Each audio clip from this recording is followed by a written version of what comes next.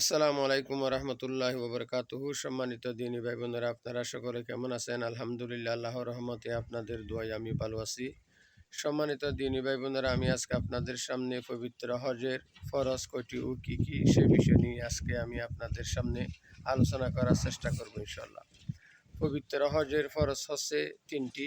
Number 1, এহরাম বাঁধা, অর্থাৎ 2 টুকরা সাদা কাপড় সেলাইবিহীন পরিধান করা এবং এই কাপড় পরিধান করার সময় লব্বাইক আল্লাহুম্মা লব্বাইক লব্বাইক লা শরীকা লাকা লব্বাইক ইন্নাল হামদা ওয়ান নিমাতা লাকা ওয়াল মুলকু লা শরীকা লাক, এটা পড়া। নম্বর 2, আরাফার ময়দানে অবস্থান করা। নম্বর 3, কাবা শরীফ তাওয়াফ করা 7 চক্করে।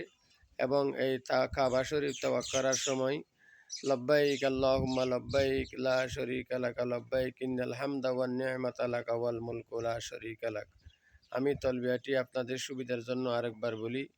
লব্বাইক আল্লাহুম্মা লব্বাইক লব্বাইক লা শরীকা লাকা লব্বাইক ইন্নাল হামদা ওয়ান নিমাতা লাকা ওয়াল মুলকু লা শরীকা লাক।